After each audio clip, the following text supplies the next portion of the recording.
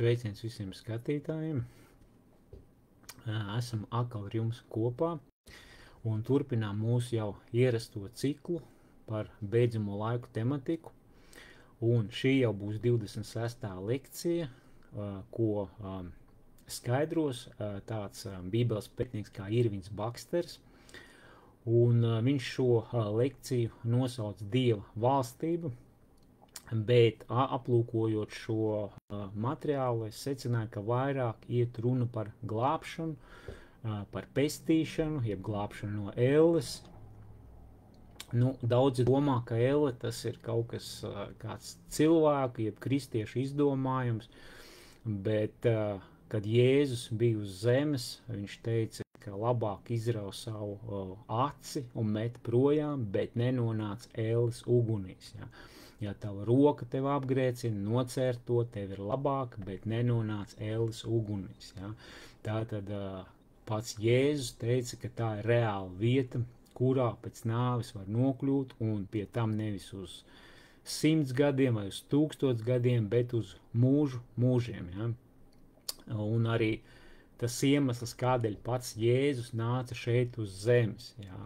Kāds bija tas nolūks, jā. Kādēļ viņam vajadzēja mirt. Jā.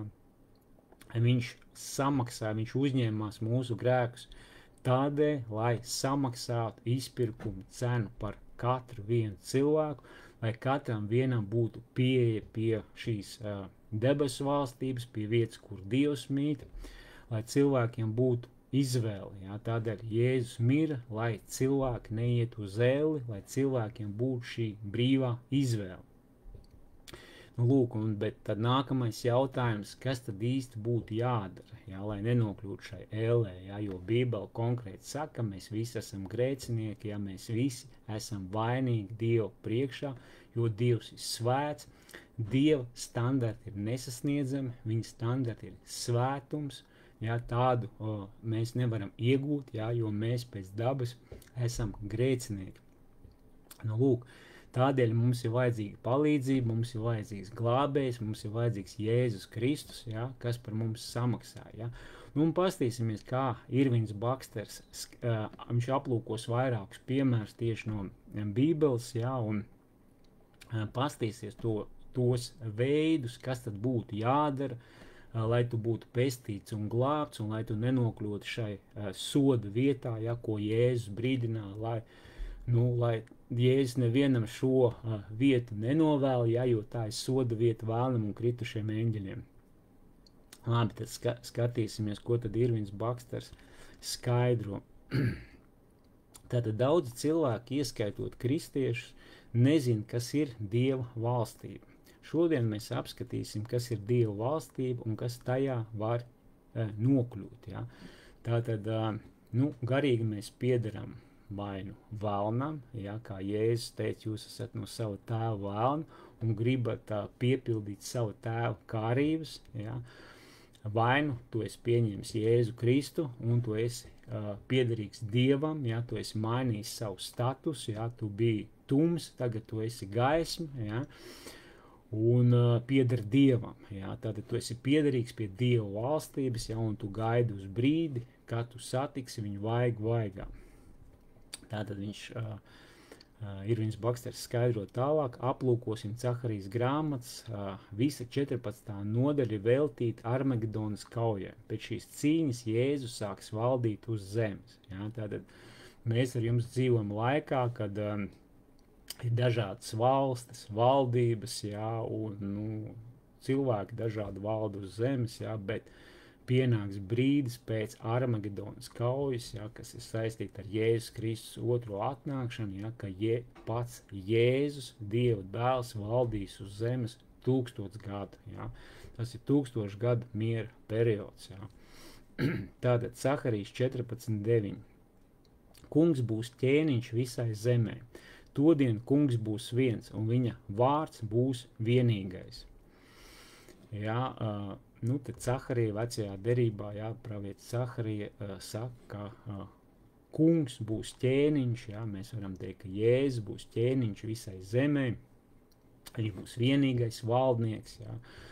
un viņa vārds būs vienīgais. Jā, tad mēs varam teikt, ka būs tikai viena ticība, jā, visi ticēs kungam Jēzum Kristum, jo viņš šeit pat uz zemes valdīs, jā, viņš būs gan politisks valdnieks, jā, tad šeit uz zemes valdīs, gan arī kā, mēs varam teikt, šis reliģiskais, jā, līderis, jā, jo, man baigās paralēls nāk tieši ar Antikrista laiku, ja, ka pirms tam viņš kaut ko līdzīgi izdarīs, ka arī būs viena reliģija un viena politiska sistēma, ja, kurai būs pakļauta, bet kad nāks Jēzus Kristus, viņš tiešām to piepildīs, kā tas nākās. Skatāmies tālāk Daniela 2.44. Šo ķēniņu laikā debesu Dievs cels valsti, kas nekad netiks izpostīta. Šī valsts netiks atstāta citiem ļaudīm, tā dragās un nobeigs visas citas valstis, bet pati būs mūžīga. Tā tad iet runa par šo debesu valstību, kas būs zemes virsū. Ja? Tātad šeit uz zemes, kad sāks pēc Armagedonas kaujas, sāks valdīt kungs Jēzus Kristus, ja? Viņš valdīs 1000 gadi. Pēc tam uz īsu brīdi tiks atsvabināts vēlns, viņš ies pievilt tautas, viņš ies pie Goga, Magoga, ja, un pulcinās karam pret Izraelu, pret Jēzu Kristu, ja, bet nāks uguns no debesīm un iznīcinās. Ja. Tātad, un īsi pēc tam būs droši vien otrā augšām celšanās, jau visu mirušo augšām celšanos, tā saucās pastarā tiesa, ja, kas droši vien būs saistīta arī ar šīs zemes bojāeju, ar visuma bojāeju, jo rakstīts, ka Dievs radīs jaunas zemes, jaunas debesis, jā, un debesu Jeruzalem, tātad vieta, kur Dievs mīt, nolaidīsies virs zemes, un Dievs kopā ar cilvēkiem, ar ticīgajiem cilvēkiem dzīvos mūžīgi, mūžos tieši šeit uz zemes. Bet mēs varam teikt, ka jau 1000 gados, miera 1000 gados, tas jau sāksies, šis process. Atklāsmes 11.15. Tad atskanēja 7. eņģeļa taura. Varens balss debesīs sāka runāt. Ir tapusi mūsu kunga un viņa Kristus pasaules valstība. Viņš valdīs mūžu mūžos. Tātad 7. bazūna, mēs zinām, ka tas ir vesels komplekss ar pasākumiem, kas notiks. Tātad, kad atskanēs 7. taure, būs pirmā mirušo augšām celšanās, tātad ticīgo kristiešu augšām celšanās, un tie kristieši, kas vēl būs dzīvi uz to laiku, tiks pārvērti un parauti pretī tam kungam.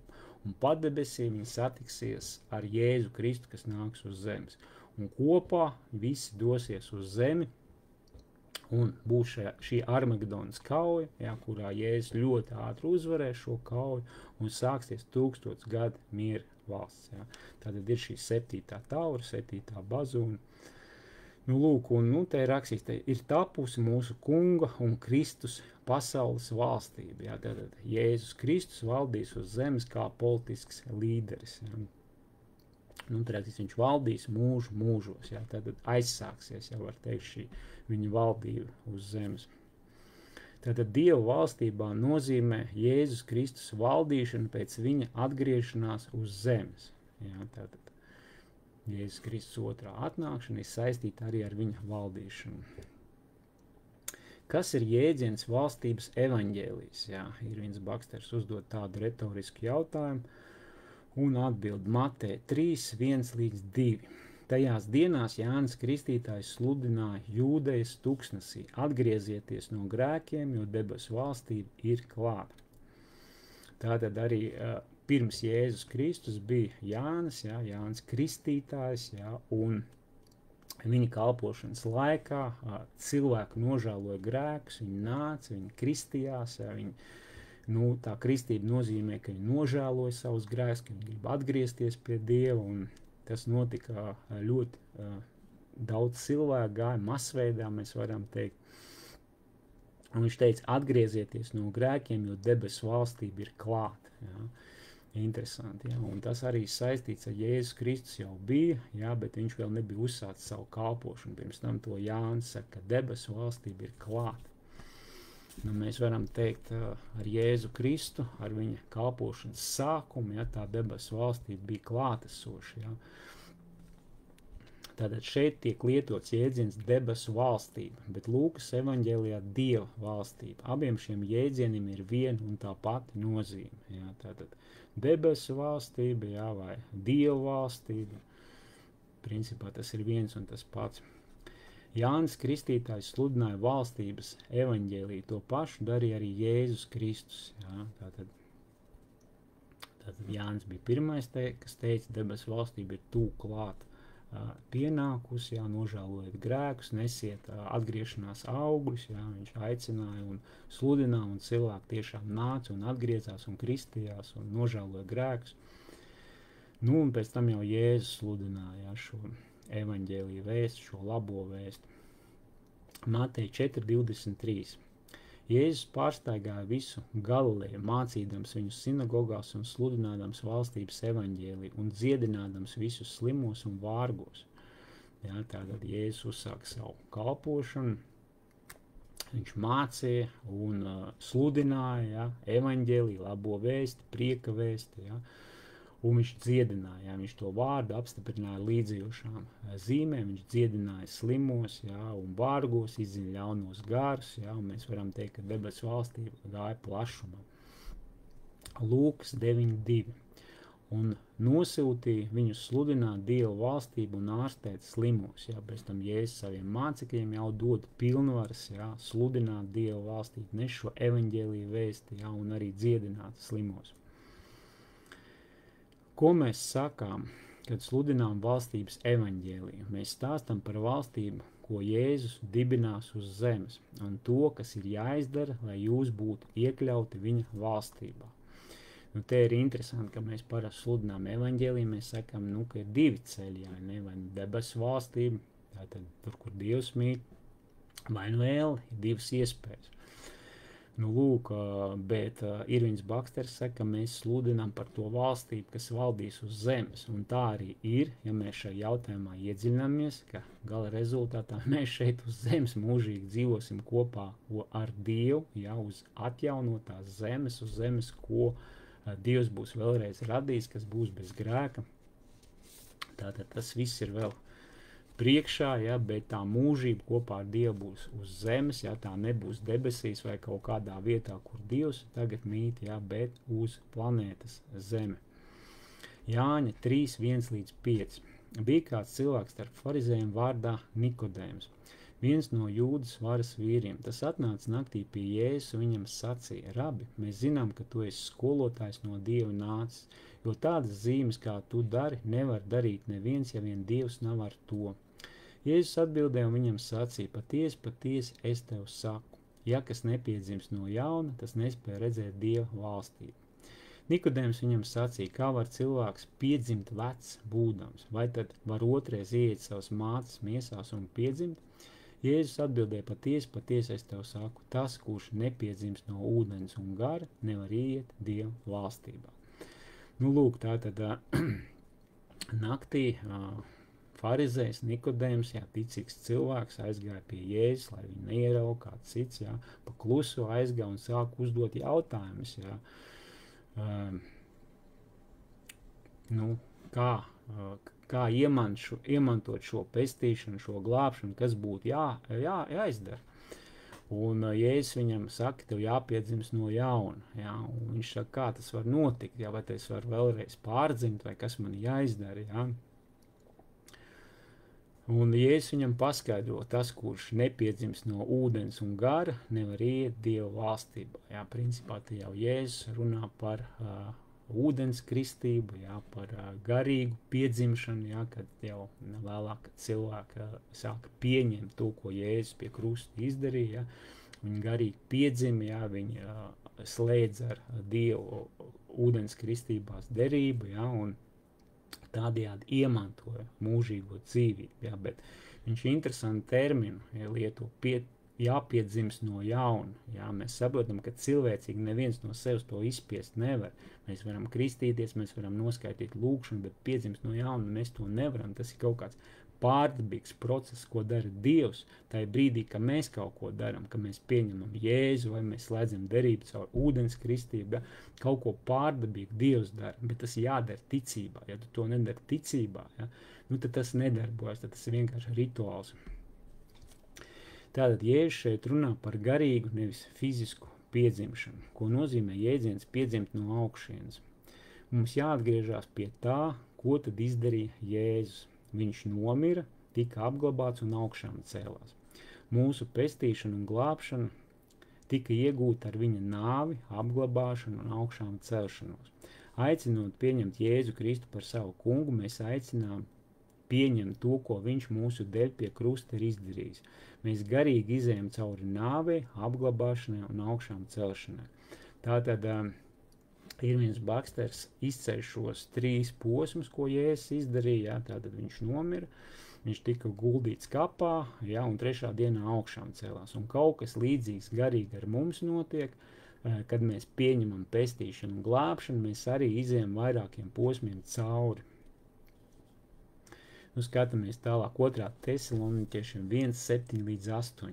Bet jums, cietējiem, ar atspirkšanu kopā ar mums, kad kungs Kristus uguns liesmā no debesīm atklāsies ar saviem vareniem eņģeļiem, tiesājot tos, kas nepazīst Dievu un nepaklausa mūsu kunga Jēzus evaņģēliem. Ja? Tātad, kad Jēzus otrais nāks, ja, viņš jau nāks kā valdnieks, ja, kā Dievs, un viņš tiesās visus tos, jā, mēs citreiz domājam, ka Dievs ir mīlestība, jā, Dievs tur visu piedod, jā, bet ja tu nepieņem Jēzu Kristu, jā, ja tu nepieņem šo Dieva mīlestības dāvanu, jā, tad, ko Jēzus pie krusta izdarīs, ja tu noraidi, jā, par tevi ir Dieva dusmas vēl joprojām, jā, Dievs piedod tikai tiem, kas pieņem Jēzu Kristu, kas veido ar viņu attiecības, kas slēdz derību, jā, tātad tas gala mērķis Dievam caur visu šo ir atjaunot attiecības, ko Ādams un Ieva zaudē. Nu, lūk, tātad Tesaloniķiešiem, ko mēs tikko nolasījām, ja, ka kungs Jēzus uguns liesmā no debesīm atklāsies ar saviem eņģeļiem, ja, tiesā tos, kas nepazīst Dievu un nepaklausa mūsu kunga Jēzus evaņģēliem. Ja, viņš būs kā tiesnesis. Ja. Kādā citā vietā rakstīts, ka viņš valdīs ar dzelzs zizli. Ja. Jēzus ar dzelzs zizli, tas nozīmē, ka viņam varu un autoritāti un spēks būs valdīt pār visu pasauli, par visiem pasaules ķēniņiem. Tātad evaņģēlijs prasa paklausību, bet mēs nevaram būt paklausīgi tam, ko mēs nezinām. Daudzus gadus man nebija precīzas izpratnes par to, kas ir evaņģēlijs, tomēr tagad es to zinu un es jums to paziņošu. Ja? Tātad arī Irvins Baksters saka, ka daudzus gadus arī viņam nebija līdz galam skaidrs, kas tad ir evaņģēlijs, varbūt daļēji bija skaidrs, un viņš dalīsies ar piemēriem, ar 3 piemēriem no Bībeles. Pirmais būs 1. Korintiešiem 15:1-4. Brāļi, daru jums zinām evaņģēliju, ko jums pasludināju, un ko jūs arī pieņemat un kurā pastāvat. Caur to jūs arī tiekat glābti, ja vien stingri turaties pie tā, ko esmu jums pasludinājis. Citādi vēlti esat sākuši ticēt. Vispirms es jums nodevu to, ko pats esmu saņēmis. Kristus mira par mūsu grēkiem pēc rakstiem un tika guldīts kapā un 3. dienā augšām cēlās pēc rakstiem. Ja, tātad sludina evaņģēliju, ja, un stāst, ka Jēzus Kristus bija miris, ja, kā rakstos rakstīts, tātad vecajā derībā jau bija teikts, ka viņš mirs pie krusta, ja, un aprakstīt viņa nāvi, ko pravieši jau 700 gadus iepriekš sludināja, ja, tas pie Jēzus piepildījās, visi šie pravietojumi. Nu, lūk, tātad Kristus mira par mūsu grēkiem, tika guldīts kapā un 3. dienā augšām cēlās. Tātad nāve, kaps, augšām celšanās. Ja, tad tas Jēzus Kristus nāve bija tas svarīgākais, ko viņš uz zemes izdarīja, ja, ka viņš izpirka mūs, viņš bija bez grēka, bet viņš uzņēmās mūsu grēkus un jau pie krusta viņš mira kā lielākais grēcinieks uz pasaules. Tādēļ Dievs ir gatavs piedot katram vienam, kas pie viņa griežās, kurš pieņem Jēzu Kristu, Dievs piedod viņu grēkus, jo Jēzus jau ir samaksājis. Tad pēc Pāvela domām domām evaņģēlija būtība ir Jēzus Kristus nāve, apglabāšana un augšām celšanās. Kad pieņemam Jēzu Kristu, tad nomirstam sev un sākam dzīvot Dievam un tam, ko viņš grib. Pieņemt Kristus nāvi nozīmē nomirt sev un pakļauties Jēzum kā kungam. Tas nozīmē paziņot visai pasaulē, ka no šī brīža nevis es valdu par savu dzīvi, bet Jēzus Kristus. Tā ir grēku nožēla. Lūk, tā kā patiesībā šie vārdi ir diezgan tādi smagi, jā, kad tu nomirst sev, dzīvo Jēzum Kristum, jā, un cik tāda ir, kas tā dara, jā, un man liekas, ka viss jau sākās vienkārši ar izvēli, jā, kad tu dzirdi evaņģēliju, kad tu dzirdi to, ka Dievs tev tik ļoti mīlē, ka viņš sūtīja savu vienpiedzimušo dēlu, lai tu nepazust, bet iemantot mūžīgo dzīvību, jā, kad tu dzirdi šo labo vēstu, tad tā lūkšana ir tā reakcija uz to evaņģēliju vēsti, jā, un Dievs to grib, lai tu šo pirmo soli pretī Dievam spēri, jā, bet tas nav beidzamais, tas ir pirmais, bet ļoti nozīmīgs solis pretī Dievam, jā. Vēlāk slēdz šo ūdens kristību, jā. Sāc veidot regulāras attiecības ar Dievu, jā. Jo pretējā gadījumā, pieņemsim, mēs veicam tikai kaut kādu rituālu, noskaitām lūkšanu, pieņemam Jēzu, nokristamies, jā. Tad sanāk, ka Dievs ir ielikts stūrī. Ja es to esmu izdarījis, tad Dievs ir spiests man ielaist debesu valstību, jo es esmu to izdarījis. Jā, bet tas ir absurds, jo man ir iespēja atteikties no tā, man ir iespēja neveidot attiecības ar Dievu, man ir iespēja grēkot. Jā. Tas nedarbojas, tas darbojas tikai tad, ja tu turpini veidot attiecības ar Dievu, bet ja tu no viņa aizej, kaut kad veic šos rituālus, tie nedarbojās. Ja. Tev jāatgriežas atpakaļ, ja, tā kā līdzībā par šo pazudušo dēlu, ja, kas paņēma tēva mantojumu un aizgāja projām. Kamēr viņš bija aizgājis projām, viņš bija pazudis. Ja, bet tad, kad viņš atgriezās atpakaļ, tēvs viņam nāca pretī, ja, viņš atgriežas tēva mājās. Ja, tad, ja kāds ir aizgājis no Dieva, ja, mums jāatgriežas pie viņa, ja, jāatgriežas jālūdz Dievam piedošanu, jāsāk atjaunot regulāras attiecības ar Dievu, jāapmeklē Kristus draudzi. Jā.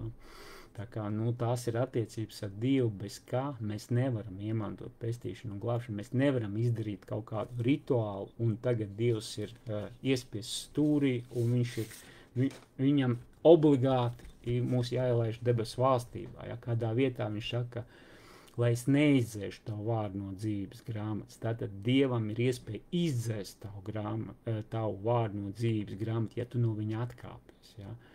Bet mums ir iespēja atgriezties, kamēr mēs esam uz šīs zemes, mēs varam pie Dieva atgriezties atpakaļ, ja? Un atjaunot ar viņu attiecības. Romiešiem 6:4. Tā mēs kristībā līdz ar viņu esam aprakti nāvē, lai tāpat kā Kristus, kas caur tēvu godību uzmodināts no mirušiem, arī mēs staigātu jaunā dzīvē. Tātad nākamais solis pēc Jēzus Kristus pieņemšana ir ūdens kristība, pagremdēšana, ja, kad tu tiec pagremdēts, kas simbolizē Jēzus Kristus nāvi, un kad tu tiec no ūdens celts augšā, tu tā kā augšām celies jaunā dzīvē. Tāpat kā Kristus, ja, izgāja šo ciklu ar nāvi, kapu un augšām celšanos.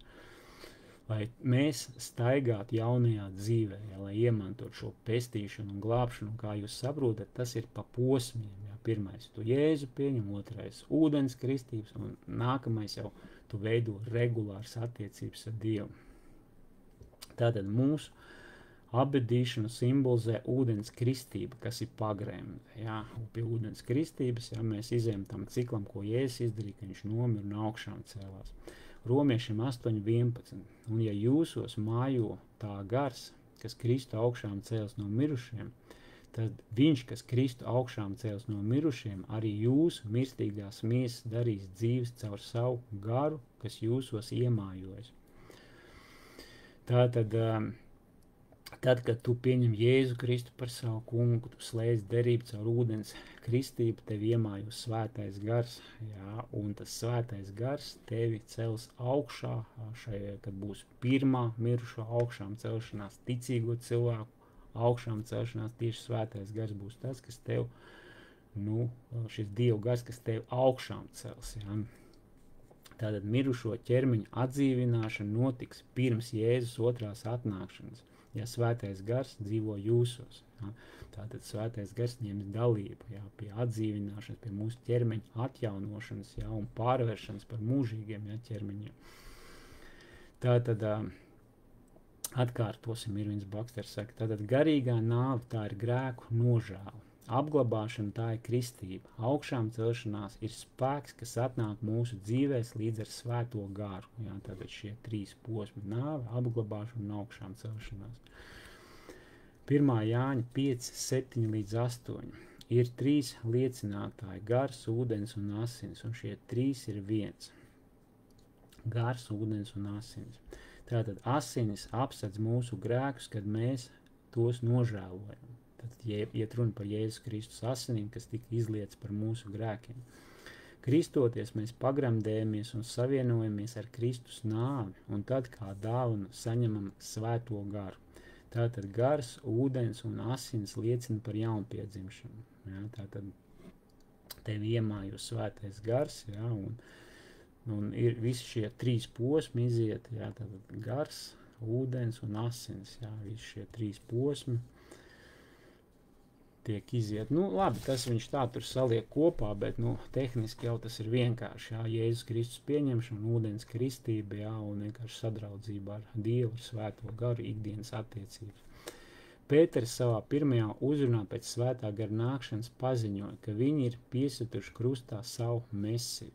Jā, tad bija tāds īpašs moments vasaras svētku dienā, kad svētais gars nāca pār mācekļiem, par apustuļiem, tur bija 120 cilvēki Jeruzālemē, jā, tur rakstīts, ka viņš kā uguns liesmas nolaidās, jā, ar lielu šņākoņu un vēju, tā kā pūsmu, jā, pāri vienu no viņiem, viņi pēkšņi sāk runāt tādās valodās, tādās mēlēs, kā agrāk nemācēja, un pārējie cilvēki dzirdēja tās valodas, viņi saprata tās valodas, jā, un tā nāca Dieva svētais gars pār viņiem, un viņi sāk darīt tās pašas zīmes un brīnums, kā Jēzus dziedināt, celt augšā mirušos, izdzīt ļaunos garus, jā, tieši to pašu, ko Jēzus Kristus darīja, sāka apustuļu mācekļi darīt.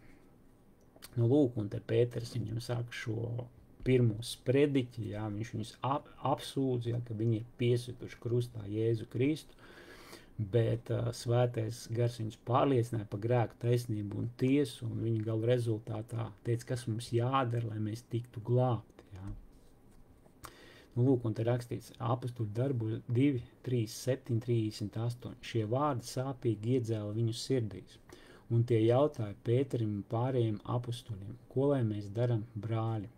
Tad Pēters tiem sacīja, atgriezieties no grēkiem, un lai jūs ik viens topat kristīti Jēzus Kristus vārdā grēku piedošanā, un jūs saņemsiet svētā gara dāvanu. Ja? Tātad Pēters atbild šiem cilvēkiem, kas saka, ko lai mēs tagad daram, ka mēs Jēzu Kristu piesitām krustā. Ja? Pirmais, ko viņš saka, atgriezieties no grēkiem, un to mēs varam teikt, tā ir grēku nožēla. Ja? Kad tu saproti, ka tu esi darījis nepareizi, tu to nožēlo Dievu priekšā, ja? Un atgriezies, jā, tātad. Un nākamais moments, jā, topat kristīt, jā, ūdens kristība, jā. Un jūs saņemsiet svētā gara dāvanu, jā, tātad svētais gars kā dāvana, jā, kā apstiprinājums tam, ka tu esi piedzīvojis šo pestīšanu un glābšanu. Tad apustuļu darbi apraksta pirmās kristiešu draudzes dzimšanu un cilvēkus, kuri kļuva par kristiešiem. Jā, tātad mēs redzam šo pirmo Pētera sprediķi, ja, kur rezultātā 3000 cilvēki saņēma pestīšanu un glābšanu. Apustuļu darba 8.12. Bet, kad tie ticēja Filipa sludinātam evaņģēlijam par Dievu valstību un par Jēzus Kristus vārdu, viņi tika kristīti gan vīri, gan sievas. Jā, tātad Filips, jā, tas sludināja evaņģēliju, jā, un cilvēki atsaucoties uz evaņģēliju, ja, tika kristīti, ja, un viņi pieņēma to, ko Jēzus pie krusta ir izdarījis. Ja, un, acīm redzot, arī saņēma svēto garu, jo tālāk es runu arī citos piemēros, ka ļoti svarīgi, ka ir šī līdzējošā zīme parādās tieši svētais gars. Apustuļu darba 8.13. Tad arī Sīmans pats sāka ticēt un nokristīts pastāvīgi turējās pie Filipa un bija ļoti pārsteigts, redzot notiekams zīmes un liels brīnums. Jā, tad tāds Sīmans, domāju, kas tas par Sīmanu, jā, bet te iet runa par burvi, kas reāli bija burvis, jā, kas bija, viņš šo tumsas pasauli ļoti labi pazina, jā, viņš arī darīja zīmes un brīnums. Bet, kad atnāca apustuļi, jā, kad viņš redzēja šo spēku, kas ir lielāks par viņu spēku, tas viņu izbrīnīja, jā, un viņš bija pārsteigts, jā, un viņš redzēja tās zīmes un brīnums, un viņš saprata, ka ir kaut kāds lielāks spēks nekā vēlna spēks, nekā demonisks spēks, jā, un tādēļ viņš gribēja šo spēku, kas ir lielāks par to spēku, kas viņam bija. Viņš arī nokristījās, jā, pieņēma ūdens kristības. Apustuļu darbi 8.14 līdz 17. Bet, kad apustuļi Jeruzalemē dzirdēja, ka Samarija ir pieņēmusi Dievu vārdu, tie nosūtīja pie viņiem Pēteru un Jāni, kuri nogājuši lūdzu Dievu par viņiem, lai viņi saņemtu svēto garu, jo ne pār vienu no tiem vēl nebija nācis. Viņi tika kristīti kunga Jēzus vārdā. Tad tie uzlika viņiem rokas, un viņi saņēma svēto garu. Jā. Te atkal cits piemērs. Tātad Samarija, jā, tas jau, mēs zinām, ka jūdi ir samarieši, viņi nedraudzējās, jā, ebreji uzskatīja sev par Dievu izredzēto tautu, kas arī viņi bija, un viņi pat ar tādiem samariešiem nesarunājās, jā, bet te mēs redzam, ka apustuļi gāja sludināt arī tātad nejūdiem, jā, Dievu vārdu, un nosūtīja arī Pēteru un Jānu, un lūdza tieši par to, lai viņi saņem svēto garu, jo te rakstīts, ka ne pār vienu no viņiem vēl nebija nācis svētais gars, ka viņi bija tikai kristīti kunga Jēzus vārdā. Tas nozīmē, ka viņi pieņēmuši bija šīs ūdens kristības, bet nebija šī svētā gara līdzjošā zīme, dāvana. Tad tie uzlika viņiem rokas un viņi saņēma svēto garu. Jā, tātad vēl viens moments, ja tu nesaņem svēto garu pie Jēzus Kristus pieņemšanu, pie ūdens kristības, jā, tad varbūt jālūdz par svētā gara kristību, jā, kas šai gadījumā arī notika caur apustuļiem. Viņi uzlika rokas un lūdz, lai viņi saņem svēto garu, un viņi saņem šo svēto garu. Tas ir interesanti. Viņi noticēja, nožēloja grēkus, kristījās, bet nesaņēma svēto garu. Kādi cilvēki saka, ka svētais gars nonāk pār cilvēku, kad tu sāc ticēt Jēzum Kristum. Tomēr šai piemērā mēs redzam, ka samarieši noticēja, bet nesaņēma svēto garu. Citi saka, ka tu saņemsi svēto garu, kad tiks kristīts. Tomēr šai pat piemērā par samariešiem redzam, ka tas nenotika. Bet, kad Jānis un Pēters atnāca un uzliktiem rokas, tie saņēma svēto garu. Jā, tad ir. Mēs nevaram pateikt, kurā brīdī tas svētais gars tiek dots, ir dažādi varianti. Ja? Un mēs vēl pastīsimies kādu variantu, ka svētais gars tika saņemts vēl pirms ūdens kristības. Arī tāds variants var būt. Tātad mēs nevaram noteikt, kurā brīdī tas ir. Bet ja pēc Jēzus Kristus pieņemšanas, pēc ūdens kristības tu vēl neesi to saņēmis, tad tev vajadzīga šī roku uzlikšana, ja? Lai tu saņemtu svēto garu. Apustuļu darba 8.18 līdz 19. Tātad Sīmenis, ja, tas pats burvis, ko mēs tikko runājam, redzēdams, ka gars, tad svētais gars tiek dots ar apustuļu roku uzlikšanu, piedāvā viņiem naudu un teica: dodiet arī man šo spēju, lai ik viens, kam es uzlieku rokas, saņemtu svēto garu. Jā, tātad šis burvis Sīmenis, ja, kas jau bija kristīts, tagad viņš redzēja šo ievērības cienīgo spēku, kādu viņš nepazīst. Kā jau pirmīt es teicu, ka viņš bija burvis, viņš daudz lietas darīja, jā, bet šis spēks bija daudz varenāks un spēcīgāks, un viņš pat bija gatavs piedāvāt naudu, lai apustuļi dod viņam šo spēku, ka viņš uzliek rokas, lai viņi arī saņem svēto garu.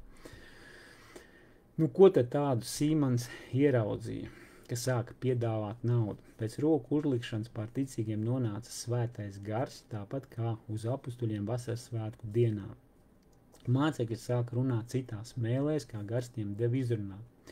To redzot, Sīmenis saprata, ka uz to var nopelnīt. Tomēr Pēters iebilda sakot, ka viņš vēlas Dieva dāvanu iegūt par naudu. Jā, tātad Pēters iebilda, ka tādas lietas nevar par naudu iegūt. Tātad Sīmanis noticēja un kristījās, bet viņā nebija grēku nožēla. Pēters viņam teica, ka tava sirds nav taisna Dieva priekšā. Jā, pie Sīmaņa piemēram mēs redzam, kā var pieņemt Jēzu Kristu, var nokristīties, ja, bet nebūt glābts.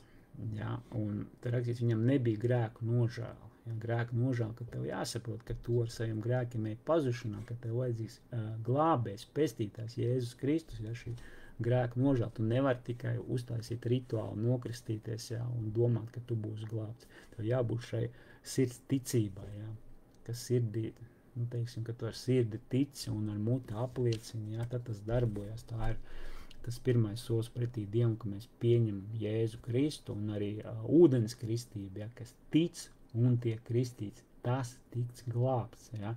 Tad tev ir jātic un tikai tad jākristās. Ja? Apostuļu darbi 10.43.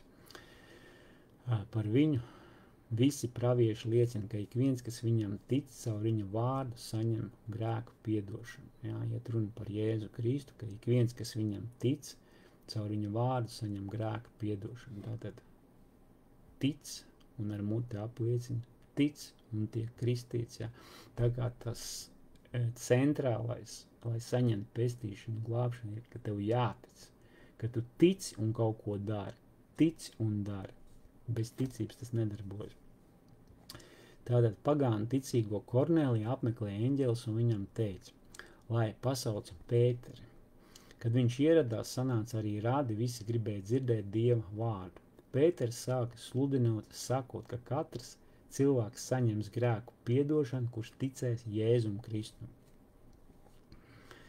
Nu jā, zinām šo piemēru, viņš arī bija dievbijīgs pagāns, jā, romietis visdrīzāk, jā, Kornelijs, jā, viņš arī ticēja Dievam, bet viņš nebija pestīts un glābts, jā, un tad Dievs sūta eņģeli, un interesanti, kad nevis eņģelis viņam skaidro evaņģēliju, viņš saka, pasauc Pēteri.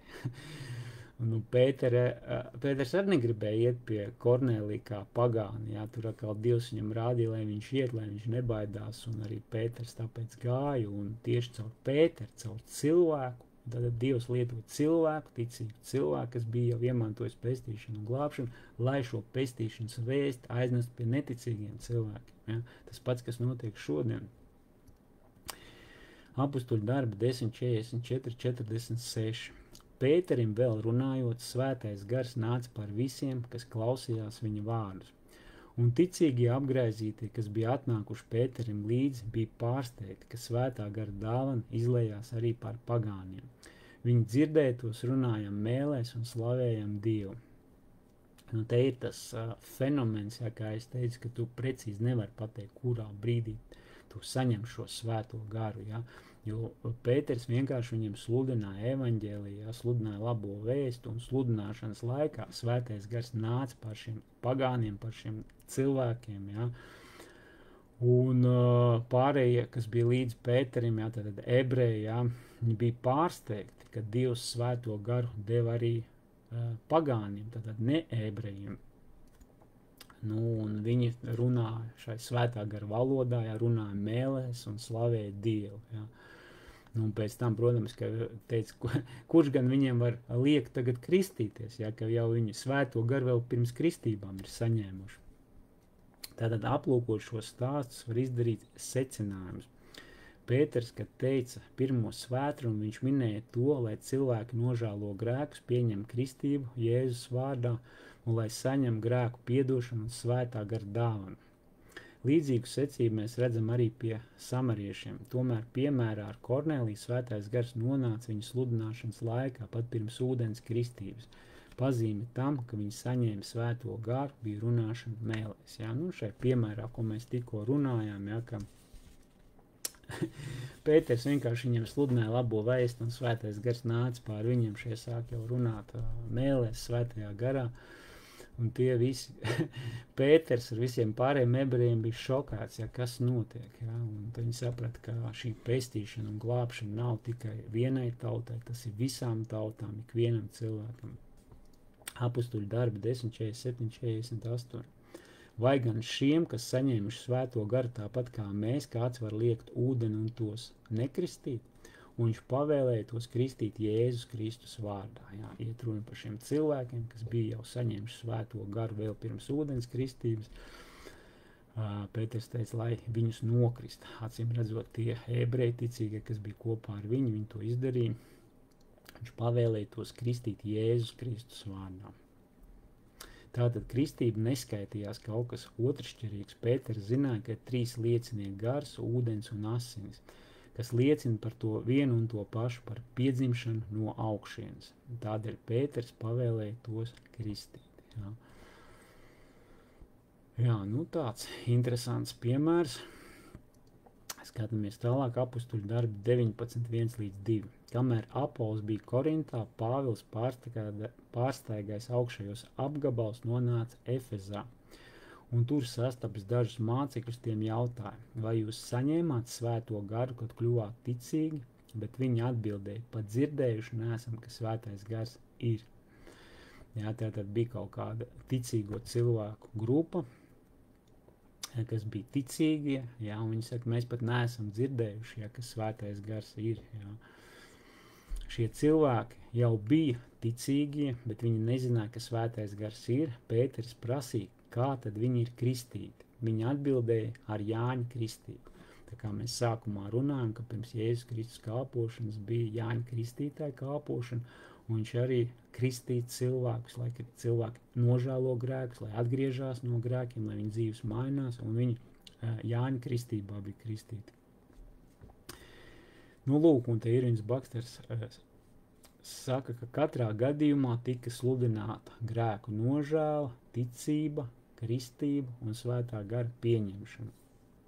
Tātad tas nav kaut kas viens, bet tas ir cikls, jā, no dažādām lietām, kas ir jādara, jā, kur tu virzies uz priekšu. Apustuļu darbi 19.4-6. Pāvils sacīja, Jānis kristīja ar atgriešanos no grēkiem un tautai mācīja, lai tic tam, kas nāks pēc viņa, Jēzum.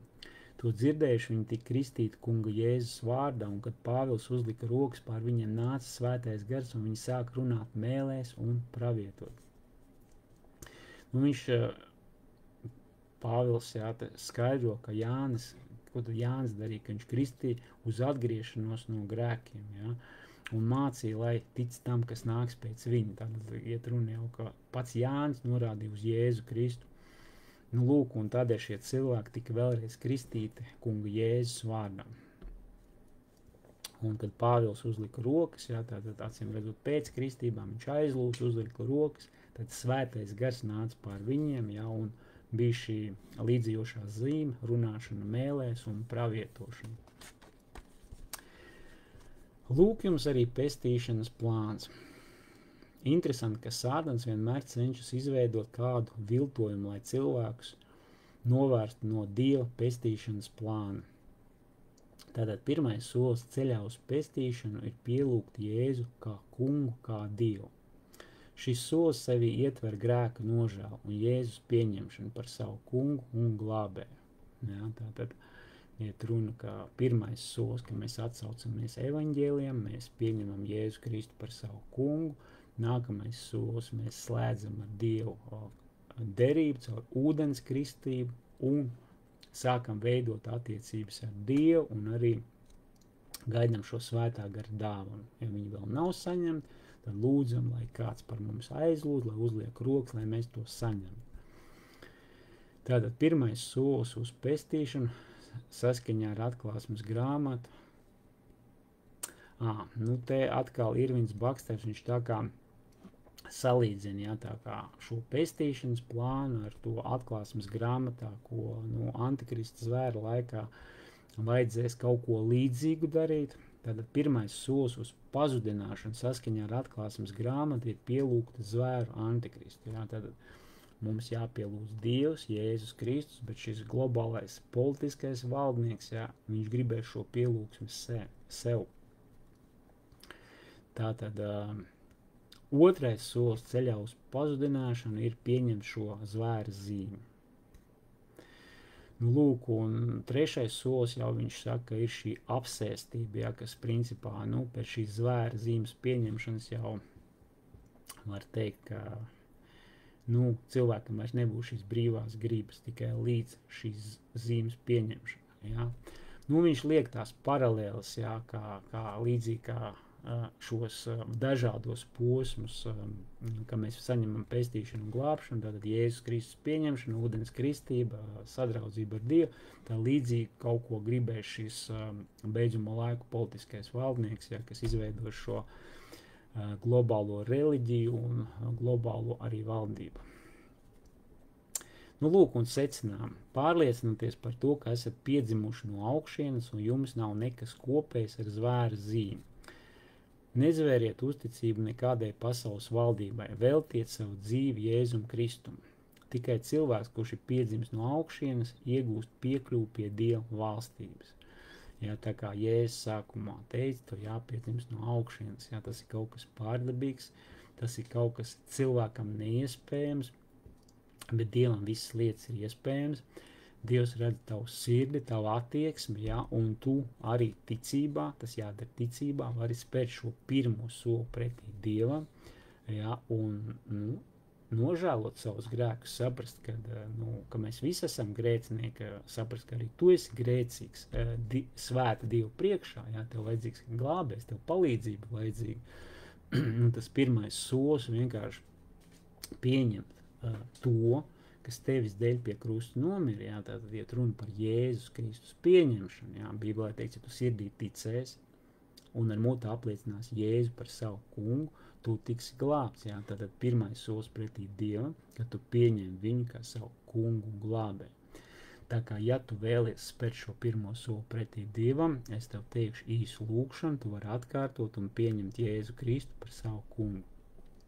Saki tā, Dievs, es tev pateicos par tavu dēlu Jēzu Kristu. Es lūdzu Jēzu Kristu, ienāc manā sirdī, piedod manas grēkus. Es vēlos mūžību pavadīt kopā ar tevi Jēzus vārdā. Amen. Un citreiz mēs domājam, kādas vārdas tam mums jāsaka Dievam, jā, bet tas pats moments, ka tu to gribi, ka tu to dari, ka tu atsaucies uz Dieva aicinājumu, jau ir tas svarīgākais, ja, ka tu to gribi, ka tu tam paklausi, ka tu tam atsaucies. Tavu paklausību evaņģēlijam, tavu paklausību tam, ko Dievs aicina, ja, kaut vai caur mani. Lūk, un tas būtu tas pirmais solis pretī Dievam, kā tu vari pieņemt to, ko Jēzus pie krusta tev ir izdarījis. Un tālāk centies arī mājās veidot šīs attiecības ar Dievu, jā, varbūt vēl nav šīs ūdens kristības, jā, bet kaut ko jau tu mājās var darīt, jā, lai tā nav tikai viena lūkšana, bet lai tas ir attiecības sākums ar Dievu.